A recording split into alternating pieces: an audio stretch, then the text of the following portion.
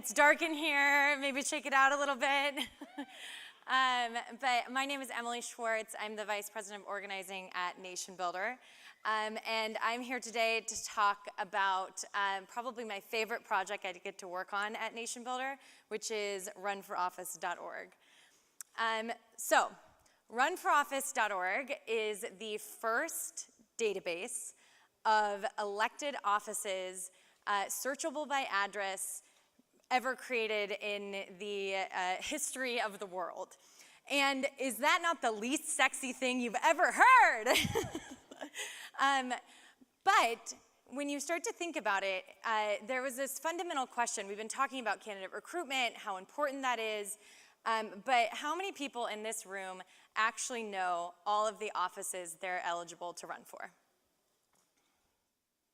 No one. Awesome. Answering that question, what am I eligible to run for, is really difficult. Before runforoffice.org, it meant that you had to go to the county clerk, maybe the Secretary of State's websites, and we all know how brutal those things are.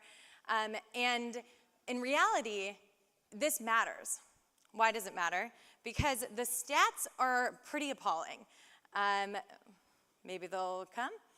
The first stat, which is not showing up here, is that 40% of state legislature races are going uncontested by one of the major political parties.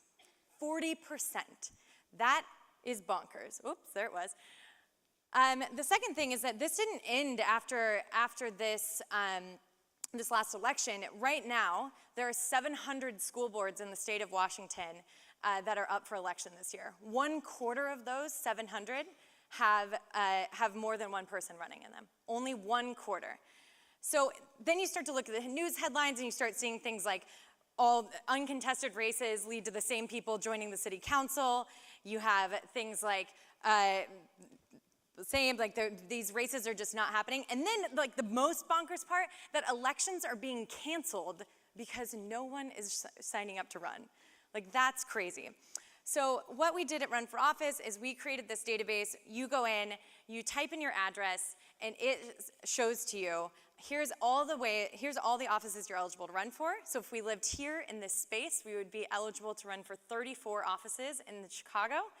And you'd be able to click through and see, when's the filing deadline? What's the position? How do I get on the ballot? If you sign up to run, we'll even call you and help you fill out the paperwork.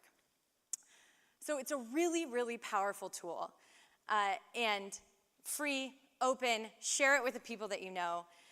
We've been having an incredible time doing it, putting it together, but it hasn't been easy. I'll tell you that much. Collecting this data has been a labor of love, and we've done it with the help of over 200 volunteers, crowdsourcing this data through across the United States.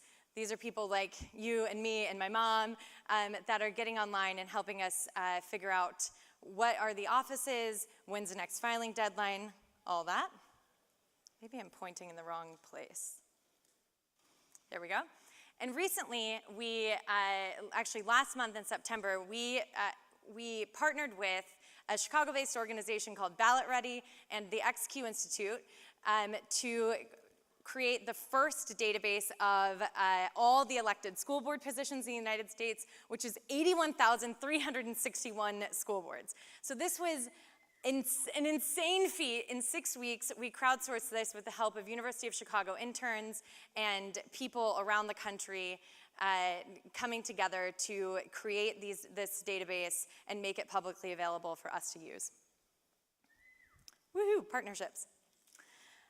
So lastly, it's not a good organizing speech if I don't have an ask. So we need your help.